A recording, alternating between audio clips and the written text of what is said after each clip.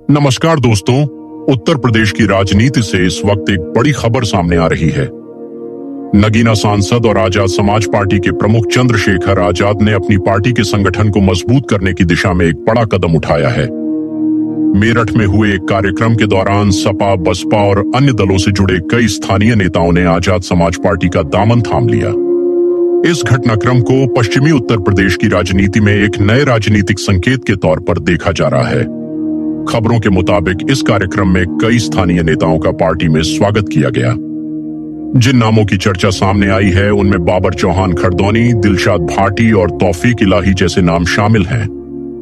Party की तरफ से इसे संगठन विस्तार की दिशा में एक महत्वपूर्ण कदम बताया गया है। अब सवाल यह है कि आखिर इन नेताओं के जुड़ने का राजनीतिक मतलब क्या है और चंद्रशेखर आजाद की रणनीति क्या नजर आ रही है। दोस्तों, राजनीति में किसी भी पार्टी के लिए सिर्फ बड़े चेहरे काफी नहीं होते।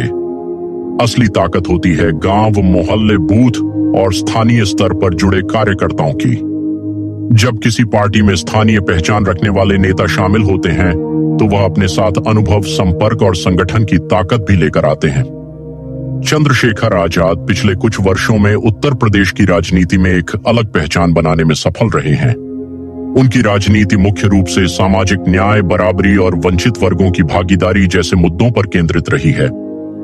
आजाद समाज पार्टी की कोशिश लगातार यह दिखाने की रही है कि वह सिर्फ एक आंदोलन तक सीमित नहीं रहना चाहती, बल्कि एक मजबूत राजनीतिक संगठन के रूप में आगे बढ़ना चाहती है।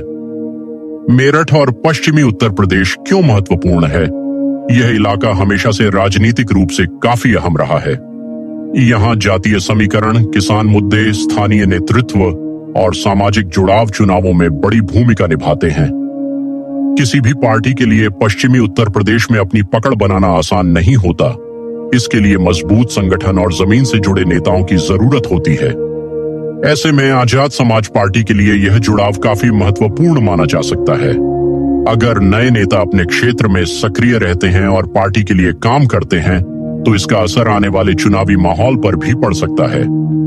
राजनीतिक जानकारों का मानना है कि चंद्रशेखर आजाद लगातार यह संदेश देने की कोशिश कर रहे हैं कि उनकी पार्टी का विस्तार हो रहा है और वह नए क्षेत्रों में अपनी पकड़ बनाने की तैयारी कर रही है।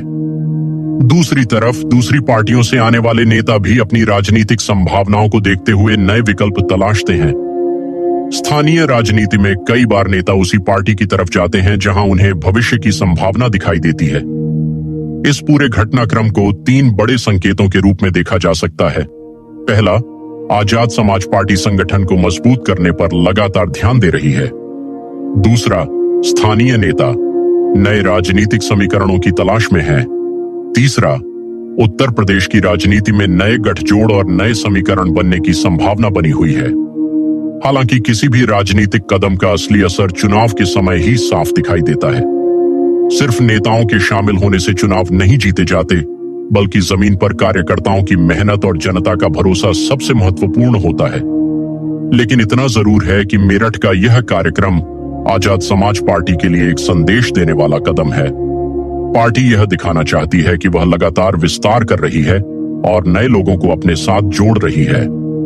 आने वाले समय में यह देखना दिलचस्प होगा कि यह राजनीतिक विस्तार पश्चिमी उत्तर प्रदेश के किन किन जिलों तक पहुंचता है और इसका चुनावी असर कितना दिखाई देता है। तो दोस्तों, यह थी उत्तर प्रदेश की राजनीति से जुड़ी बड़ी खबर।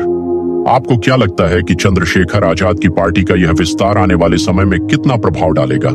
अपनी राय कमेंट में जरूर बताइए। वीडियो पसंद आया हो तो लाइक करें, शेयर करें और चैनल को सब्सक्राइब जरूर करें। धन्यवाद।